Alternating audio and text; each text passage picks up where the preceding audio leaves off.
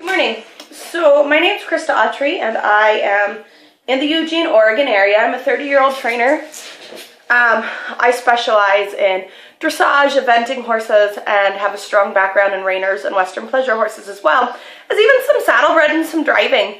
I've ridden a lot of different breeds in a lot of different ways, and I just kind of really enjoy teaching. And I've heard from a wonderful woman this weekend who is also a trainer, and she told me that she has dedicated her whole life to this sport, and I have too. So I just kind of want to reach out to the people out there who may be struggling with some questions or some answers and see if I can ramble and rant and explain maybe something in a way that you haven't thought of it before. So the biggest thing I want to get started on is talking about the 4 basic aids, okay? This is something that all my students hear from the very beginning, but a lot of the students that come in the middle of the program or later on in their riding, they don't hear, and we don't touch base on it. And it's a huge factor of riding. I was really, really blessed to grow up with good trainers. And you heard about the 4 basic aids all the time. You know, what are they? How do they work? How do they communicate? You know, how do they work in conjunction and how do they work separately? This is a really big base that people just, I guess, don't get or don't see or don't have the opportunity of learning. So let's see. Okay, so what are the 4 basic aids? Okay, you have voice, hands, seat, and legs. The question is, how do they work in conjunction, or what do they do? Okay, so very simply, what does the voice do? The voice creates energy and it stops.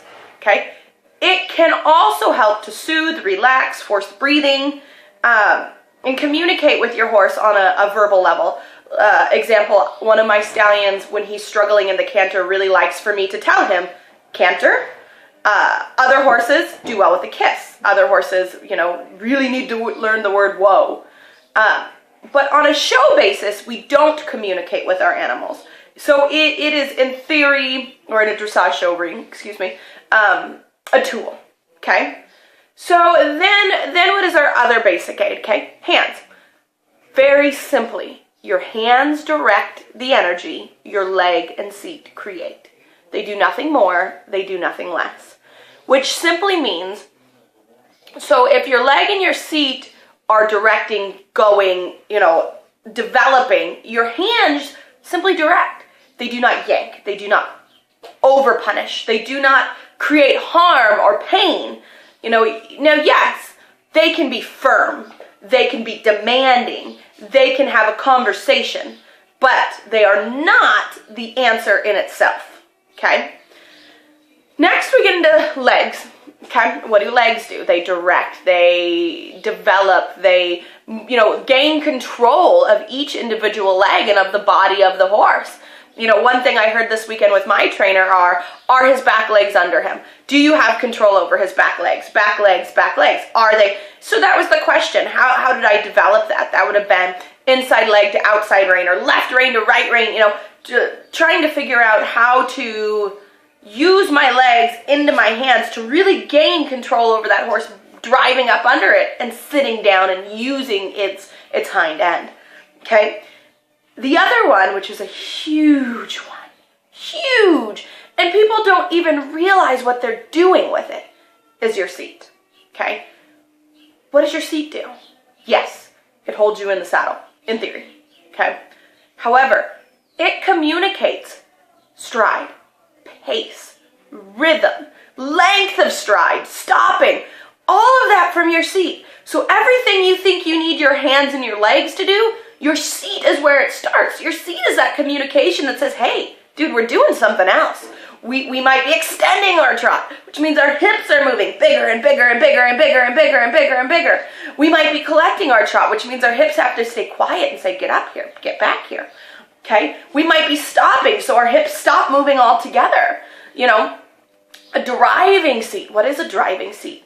Sitting down into your horse, down. Tailbone down, pushing hips forward into that animal, okay? That is a driving seat, okay? I often see people sitting so deeply into their horses for a stop that their horses don't stop. And then they get angry and they, you know, why isn't the horse stopping? Why is it doing this? Well, And in fact, you're telling it to do that. By sitting that deep into an animal, you are driving that horse into the bridle, okay? Which is a good thing on some horses and in some movements. However, if you're doing it inadvertently and your hands aren't strong enough to counteract the effects of your seat, you are then telling your horse to keep going. So to reprimand your animal for not stopping, when you in fact are not telling it to stop, tends to be unfair. Okay, the other thing I see in the seat, okay, so let's talk about the jog. A Western jog, okay? You see people that want to follow through the hips and the back. Great, I appreciate that. As a dressage rider, I appreciate a good following seat. It is a hard thing to accomplish and people work hard at it. And some people who've been riding years still can't sit a trot. So thank you. Appreciate your effort to sit a trot. However, if you are trying to jog under the premises that your seat is a driving aid and the moving of your hips creates energy, the more you move your hips and the more you go with your horse in your mind, the more you are actually, in fact, telling your horse to trot bigger. Okay? So if you would like a horse to trot quieter, you must quiet your body. You must quiet your hips. You must quiet your legs. And you must send your horse from your leg, gaining control of the back legs, into the bridle, whether Western pleasure, whether reining, whether dressage. It is all a matter of collection. And collection starts from the hip. Okay? For those of you that think that collection starts from the head, I'm sorry, I have to tell you it's wrong. In my opinion, for whatever it is, it's wrong. True collection, true drive comes from the hip. Hip drives under, back lifts up, shoulder picks up, head comes last. Okay? When was the last time you got off that horse and rode its bloody head? Never. So stop ripping its mouth off. Just my opinion, my thought process. But what do I know? Okay, back to seat. So with the seat, okay, so you're posting. Here's another big one I see. If you are posting and you are not in control of your post, newsflash, you must be in control of your post, okay? You should be riding into your inner thigh, controlling your rhythm. 1, 2, 1, 2, 1, 2, 1, 2. Tick tock, tick tock, tick tock. You are the driver. How does your horse know to read your mind? Okay, so if you are not in control of your post, so say the horse picks up a trot, and gets too fast, and you start posting, and then you're posting faster, and then you're posting faster, and then you're posting faster and faster and faster and faster and faster. What the heck just happened? Well, I'll tell you what happened. You were posting so big that all you were doing was trying to catch up with your horse. I appreciate that, but guess what? Your horse was trying to catch up with you, okay? It was a horrible circle, and one of you has to break that cycle. One of you. It's not going to be your horse. It needs to be you. So how do you control your post?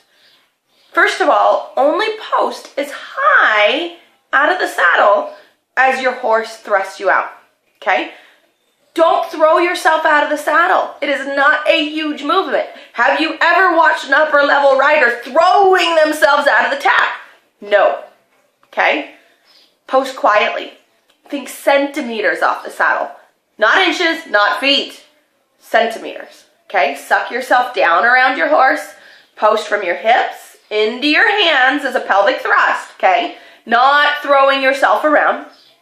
Control the movement. Post up, land softly. Post up, land softly. Think tick, tock, tick, tock, tick, tock. Control that rhythm. When you lose it, which you probably will at the beginning, go back. Just start all over again, okay? Go back to the walk. Build into the trot.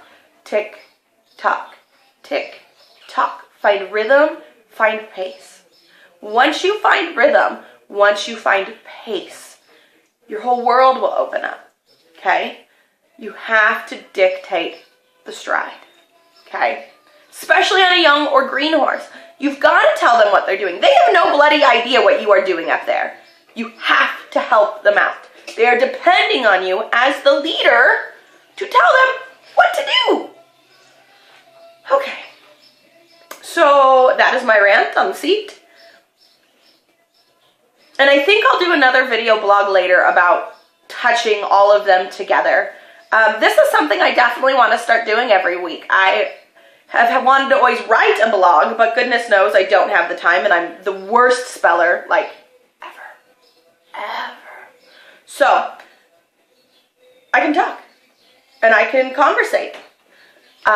If there's anything that you guys felt helpful, let me know. If there's anything you'd like to see or hear about or touch base, let me know. I'll definitely do a question and answer down the road, and we'll even have some guest speakers that will really, you know, help out. So I hope this helped. If not, I'm sorry. Okay. Have a great day. Bye.